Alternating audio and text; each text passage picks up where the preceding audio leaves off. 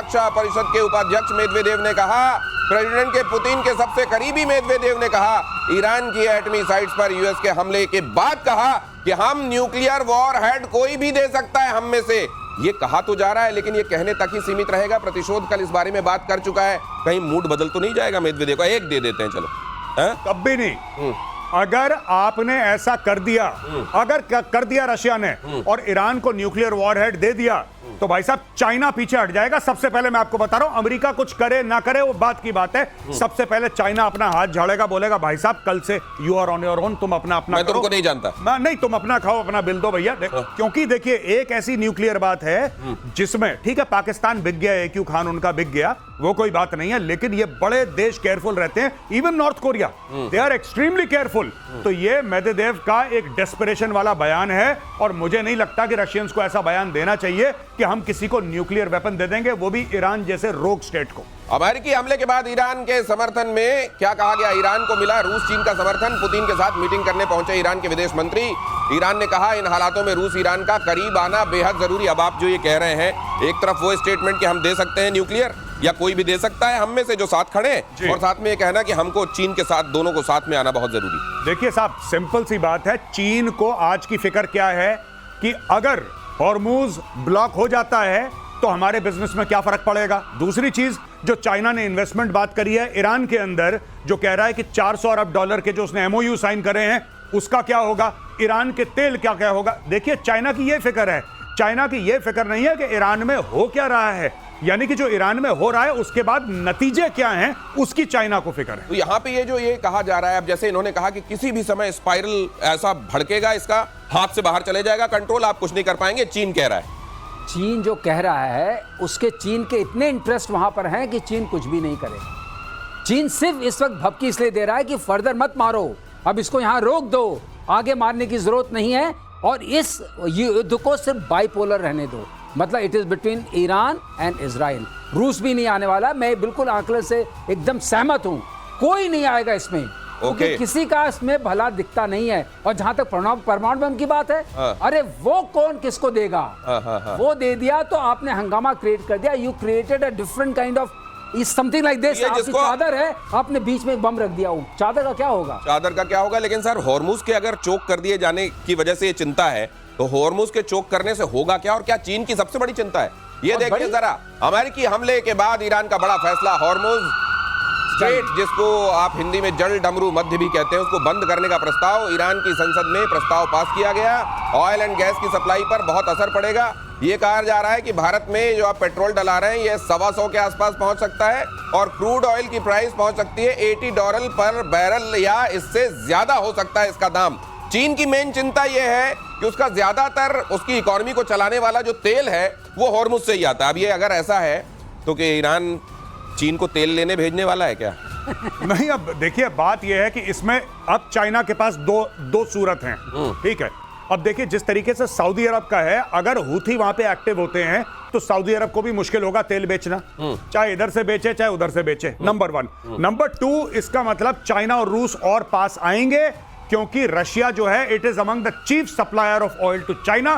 फिर चाइना बोलेगा कि अपनी जो सप्लाई चेन है उसको डाइवर्सिफाई करो। और तीसरी सबसे बड़ी बात है कि इस पूरे खेल में ईरान का सिर्फ एक गेम है, और ईरान का यह गेम है कि इतना रायता फैलाओ, इतनी मुसीबतें करो कि दुनिया इजराइल और यूएस के ऊपर दबाव डाले और बोले कि भाई साहब हमारी इकोनॉमी आपने तबाह कर दी, देख रहे हो क्या कर रहे हो, बंद करो, ये बंद करो। इसलिए वरना देखिए ईरान से कौन तेल खरीद रहा है आज की तारीख में? ये जो बता रहा है यमन हूती विद्रोही, देखिए ये आप जरा नक्शे में स्थिति के हिसाब से भी समझ लीजिए। ये जो जल डमरू कहते हैं, डमरू बीच में सकरा होता है, दोनों तरफ चौड़ा होता है, तो ये देख लीजिए बीच की ये सक्रिय स्थिति और ये दोनों तरफ चौड़ा।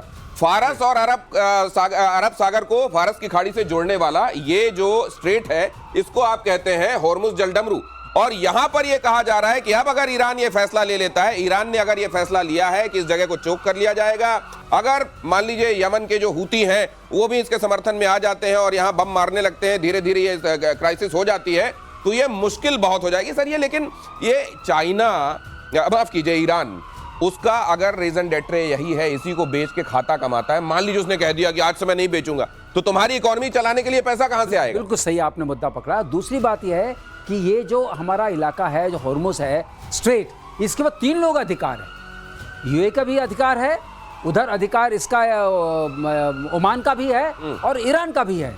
तो ऐसा नहीं है कि यहाँ से उनका सर्वस्व उनका है, उसको बंद करना उनके पार्लियामेंट ने जो बोला है, इसका मतलब यहाँ से जो होगा, जब तक तीनों में आपस में ये बंद करने का फैसला इनका जो अपना SEZ होगा वहीं तक का ले सकते हैं, वहीं तक का ले सकते हैं। स्पेशल इकोनॉमिक इनका जो पानी है जहां तक, बस वहीं तक ना। बिल्कुल सही, जो नहीं इनका जो टेरिटोरियल वाटर है वहां तक ले सकते हैं। कुछ कह रहे हैं इसमें गौरव आ रहे हैं जी। मैं ये कह रहा हूं कि ईरान ने जब पिछली बार करा था, जब ईरान इराक वॉर हुआ था, सबको सबक सिखाने के लिए इन्होंने सीधा करा। देखिए नेवी उसकी ना के बराबर है, वो मेनलैंड ईरान से बैलिस्टिक मिसाइल मारता है। अच्छा। इसका यहाँ पे कायदे से तो अपना इकोनॉमिक जोन तक बंद कर सकता है वो, कायदे से। लेकिन जब ईरान बंद करेगा, ईरान बोलेगा इस पूरे इलाके में जो जल डमरू है, इस पूरे इलाके में अगर कोई जहाज का मिसाइल मार देंगे, क्या नहीं करता। वो दादागिरी है ना, वो दादागिरी। ईरान के फैसले से एक्शन में अमेरिका, अगली खबर देखिए, अमेरिका ने कहा हॉर्मुज़ जल डमरू को बंद ना करे ईरान। अमेरिका ने चीन से दबाव डालने के लिए कहा है। अब अमेरिका चीन से कह रहा है कि तुम उसको बोलो बंद ना करे वहां। चीन का 80% जाता है। हाँ, चीन कह रहा है मैं तो यही चाहता हूं। अब मैं कहूंगा अमेरिका का नाम लेके देखो, वो भी यही चाह रहे हैं, तो ये ठीक रहेगा कि तुम ऐसा ना करो। लेकिन वही बात है, ईरान में अब बात चल रही है, मरता क्या ना करता। कुछ ना कुछ तो ईरान को रेडिकल करना पड़ेगा, क्योंकि अब IAEA का भी फैसला आ गया है, उनकी भी रिपोर्ट आ गई है कि कुछ तो भयानक हुआ है फर्डो में। अच्छा, कुछ तो खतरनाक हुआ है वहां पे। अब देखिए वो लोग एक्सेस तो दे नहीं रहे किसी को, लेकिन वहां पे कुछ गड़बड़ हुआ है। अब ये रजीव, आप देखिए ना, 2-3 चीजें खमेनेई ने अपने सक्सेसर के तीनों के नाम बता दिए कि इनमें से देख लो। अपने बेटे को अलग कर दिया उसने, मुश्तबा को अलग कर दिया। तीसरी चीज है कि आपने उनके न्यूक्लियर ठिकानों पे प्रहार करा, अमेरिका ने। चौथी बात है उनकी बैलिस्टिक मिसाइल, उनके ड्रोन का जो सिस्टम था, लॉन्चर थे, आपने नस्ते नाबूद कर दिया। अब ईरान करे तो क्या करे, और अगले 1 हफ्ते 10 दिन में जो इजराइल के ऊपर मिसाइल मार रहा है, उसका भी टेम्परेचर धीरे धीरे कम हो जाएगा। और ये जो अभी अटैक हुआ है अमेरिकन बेसिस पे, अभी तक आपने देखा पिछले 8-10 दिनों से इनके प्रॉक्सीज अटैक नहीं कर रहे थे। लेकिन उस समय तक, मान लीजिए जब तक इनको ये समझ में आता है कि अब तो हमारे लिए मुश्किल हो रहा है सर्वाइवल, तब तक अगर इन्होंने हॉर्मुज़ को बंद रखा तो क्या बड़ा आप एनर्जी क्राइसिस देखते हैं, खास तौर से एशिया में? शुरू हो गया है। हाँ। नहीं देखिए ऐसा है, लेकिन फिर भी हर देश के पास अपने 20-25 दिन का स्टॉक रहता है, तो ऐसा नहीं कि इमीडिएट क्राइसिस होगी। और अभी ये बंद नहीं हुआ है। मेरा आकलन ये है कि हॉर्मुज़ को बंद करना इनके लिए ज्यादा हानिकारक है, क्योंकि ये जो ईरान से आने वाला तेल है, एक तो ये सस्ता पड़ता था, दूसरा इसका इंश्योरेंस वगैरह में भी उतना नहीं लगता था जितना रशिया से आने वाले में लगता था। आपने सही बात कही, इसलिए ये वाली बात बढ़ गई है। अभी क्या होगा, वहां से जितने भी आएंगे शिप्स, उसमें इंश्योरेंस ऑलरेडी बढ़ चुका है, उसकी वजह से तेल का दाम बढ़ गया है। अगली खबर भी देख लीजिए, लॉन्च पैड पर ही मिसाइल पर अटैक। इजराइल ने ईरानी मिसाइल को कैसे तबाह किया। एक बड़ा विस्फोट हुआ, मिसाइल तबाह, और जब यहाँ ये तबाही हुई है तो ये लॉन्च पैड भी बचा नहीं होगा। तो न सिर्फ मिसाइल तबाह कर दी गई, लॉन्च पैड, ये देखिए, ये ऐसे लॉन्च पैड वहां स्वाहा किए जा रहे हैं एक के बाद दूसरे। और ये लॉन्च पैड अगर खत्म होंगे तो मान लीजिए मिसाइलें बची भी रह जाती हैं तो उछालेंगे किससे फेंकेंगे, ये बड़ा सवाल है। ये लेकिन उधर से फिर भी मिसाइलें चलाई जा रही हैं। आज दोपहर तक लगातार ईरान ने इजराइल में अलग अलग जगहों पर मिसाइल वर्षा की है। देखिए ईरान, दिनेश, कोई बहुत छोटा देश नहीं है, बड़ा देश है, 9 करोड़ लोगों की जनसंख्या है। सिविलाइजेशनली अगर आप देखते हैं तब भी अपने आप में सक्षम देश है। लेकिन 1979 के बाद से हम कहेंगे रिलीजियस फंडामेंटलिज्म में चला गया।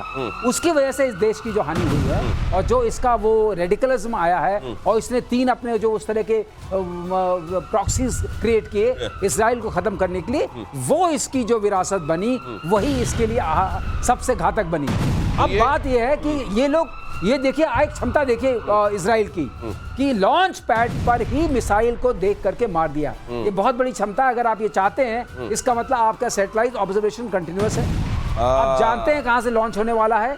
ये समझिए आप आते हैं, इसका मायना, इसका मतलब आपकी सैटेलाइट लगातार देख रही है कहां पे आपने मिसाइल तान दी। आपके पास या तो यूए की तरफ से आप कर रहे हैं निरीक्षण, इसका मतलब observation of the battlefield is total and complete. ये समझ लीजिए। और यूएई को और सऊदी अरब को इस समय जो मुस्लिम वर्ल्ड है वो किस तरीके से देख रहा होगा सर, वो भी बताइएगा। लेकिन ईरान ने दिखाई अपनी मिसाइल की ताकत, एक साथ उड़ती हुई दिखी मिसाइलें, बारूद के साथ साइकोलॉजिकल वॉरफेयर भी चल रहा है। इजराइल पर अटैक कर रहा है ईरान। ये वीडियो जारी किया गया है, और ये वीडियो ईरान की तरफ से जारी किया गया। जब आपको वीडियो जारी करना पड़े ना, तो मुझको लगता है फिर आप असल में जारी नहीं कर पा रहे हैं, इसलिए वीडियो जारी करना पड़ रहा है। अपना भाई मीम बना रहा है। हमें नहीं जो कहता है कि अभी पनिशमेंट मिलेगी और रेट्रिब्यूशन होगा, और ज़ायनिस्ट स्टेट को, ये देखिए, ये बिल्कुल ऐसा है, लग रहा है पीआर एजेंसी ने बनाया है ये।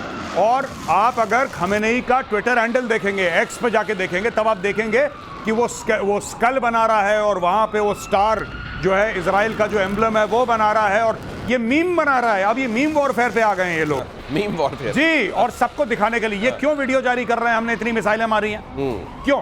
अगर भाई आप ये जारी करो कि ईरान के जो एयरफोर्स है, ईरानियन एयरफोर्स तेहरान के ऊपर उड़ रही है, तब हम मानेंगे। मिसाइल तो मार सकते हो आप, मारो मिसाइल, 100 और मारो, लेकिन भाई आपकी एयरफोर्स कहां है, मैं ये जानना चाहता हूं, आपकी नेवी कहां है?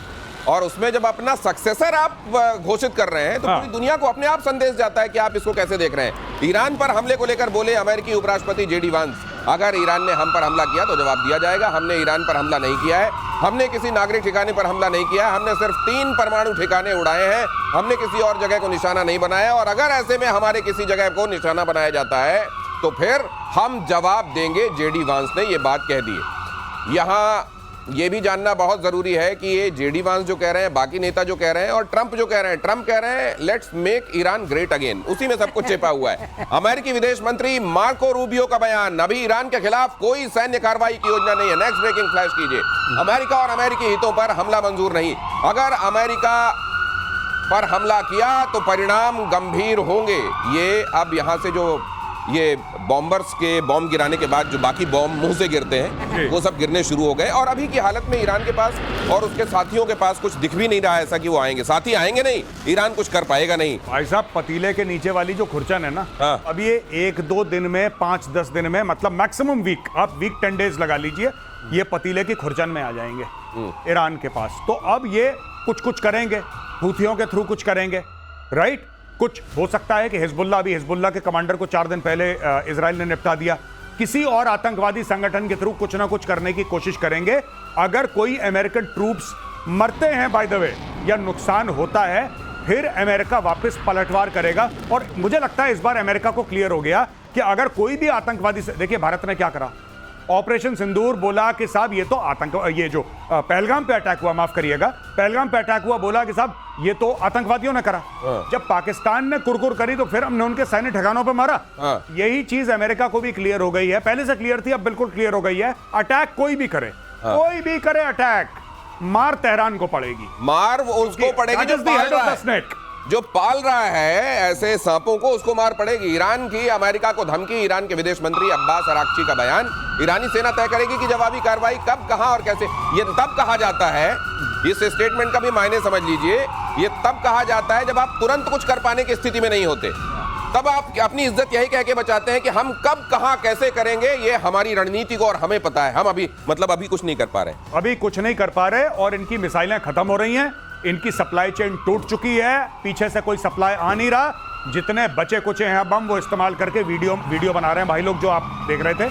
और इतना ही है, अब ये वीडियो बनवा लो इनसे। एक्चुअली ये बम भी नहीं है वीडियो में, ये तो AI वाला है। हाँ, इसमें कोई नहीं लग रहा है किस टाइप का, ऐसे कैसे आप लॉन्च करते हैं? वो जो मिसाइलें जा रही हैं, कोई परेड थोड़ी ना हो रही है, ऐसा थोड़ी है दिवाली में कई रॉकेट में आपने आग लगा दी। मुझे भी डाउट है कि AI का है। आप बताइए, परेड थोड़ी ना हो रही है, लेकिन जारी किया गया है वहां से, तो इसका मतलब कोई दुश्मन आएगा, मारता निकल जाएगा, मारता हुआ निकल जाएगा। अब देखिए जरा अगली खबर, न्यूक्लियर साइट पर हमले के बाद बौखलाया ईरान, खमेनेई ने सोशल मीडिया पर लिखा, दुश्मन ने बहुत बड़ा अपराध किया है, इजराइल को सजा मिलनी ही चाहिए, उसे सजा मिल भी रही है। खमेनेई ने अमेरिका का जिक्र तक नहीं, यही बात मैं कह रहा था, अमेरिका का नाम नहीं ले रहे हैं, नाम नहीं ले रहे, क्योंकि मार वहीं से पड़ी है, दर्द वहीं से आया है। और एक और बात बता दूं, मुझे तो लगता है कि ईरान के अंदर चुपचाप एक तख्ता पलट की ऑलरेडी एक साजिश हो रखी है। जो नीचे वाले कमांडर हैं, उन्होंने खमेनेई को बोल दिया है कि ताऊजी आप बगल वाली कुर्सी पे बैठो, आप अदरक की चाय पियो, आप ट्वीट करो, लड़ाई वड़ाई हमारे ऊपर छोड़ दो। एक्चुअली मैं बता रहा हूं, जब मैं तख्ता पलट की बात कर रहा हूं, मैं पूरी रेजिम की बात नहीं कर रहा, मैं ये कह रहा हूं कि इसको संदेश मिल चुका है अपने कमांडर से कि सर आप कोने में बैठ के चाय पियो, अब आप ऐश करो, रिटायर हो जाओ। कि बंकर है, बंकर में 3 कमांडर है, वही 3 कमांडर रहते हैं, उन्हीं को बता देते हैं ये वाला संदेश अब ट्वीट कर दो, वो जाके बाहर किसी ऐसी जगह से जहां ट्वीट करने पे पकड़ में ना आए, कहां से हुआ है, ऐसी जगह से ट्वीट कर देते हैं। तब तक वो 2 रहते हैं, फिर आ जाते हैं, उन्हीं में से किसी को इन्होंने अपना सक्सेसर बनाया है। मैंने तो बोला इनको, मैंने बोला था कि, मैंने बोला भाई साहब, मैंने क्यों इनको बोला, ये उत्तर प्रदेश के रहने वाले हैं, बाराबंकी के। हाँ जी। तो मैंने बोला भैया अपने यूपी वाले, इनको सही सलाह दे दो, ये बुजुर्ग वर्ग जो हैं यहाँ पे, खमेनेई साहब साहब ये बाराबंकी के हैं ओरिजिनली, तो मैंने बोल दिया कि भाई साहब आप ट्वीट मत करो, यहूदी पीछे पड़े हुए हैं, वो सिग्नल पकड़ लेंगे आपका, और जहां पे मोबाइल फोन है मोबाइल फोन के ऊपर ही गिरेगी, फिर मोबाइल फोन के ऊपर गिरेगी। तो दिनेश, ये समझ लीजिए उन्होंने कमांडर्स अपने। ये अगली खबर देख लीजिए, आपका कमेंट लेता हूं। ईरान के एटमी साइट पर हमले को लेकर बड़ा खुलासा, सिर्फ फोर्डो को तबाह करना चाहते थे डोनाल्ड ट्रंप। तर्क देकर नेतन्याहू ने ट्रंप को तीनों साइट्स पर हमला करने के लिए मनाया। नेतन्याहू ने जोर देकर कहा था कि mister president please finish the job, not only Fordow बल्कि बाकी दो को भी फोड़ दो। हाँ, ये ऐसा है, ये क्यों फोर्डो भर करना चाहते थे? बताइए, वो इस्फहान नतांज क्यों नहीं? नहीं, अब कुछ दिन बात हुई थी ना कि यहाँ इनका जब माइनिंग करके आपने केक बनाया, येलो केक, उसको लेके आप आए इस्फहान में, आपने वहां से यूरेनियम हेक्साफ्लोराइड बनाया गैस, उसको लेके आप नतांज में गए और फोर्डो में गए। नतांज में जाके आपने उसको इनरिच किया, 60% पे लाए, वहां 90% लाने की व्यवस्था थी, तो आज तीनों मार दिया। लेकिन एक बात और कहना चाहता हूं, अगर आप देख लेंगे पहाड़ में छेद हो गया है तो आप कहां छुपेंगे? पहाड़ में डर आएगा कि नहीं आएगा? हाँ, और ऑपरेशन मिडनाइट हैमर को लेकर बड़ा खुलासा। 18 घंटे 40 मिनट की उड़ान के बाद अटैक। 12 किलोमीटर की ऊंचाई में B-2 बॉम्बर ने गिराए बॉम्ब।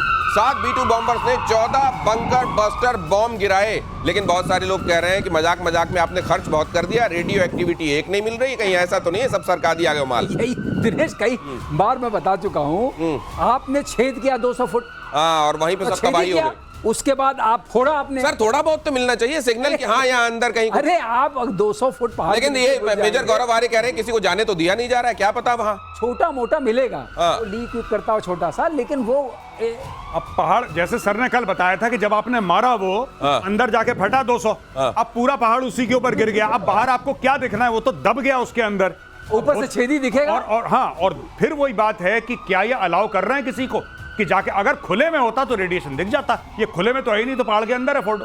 हाँ सही बात है, रेडिएशन ऐसे धुएं टाइप का तो दिखा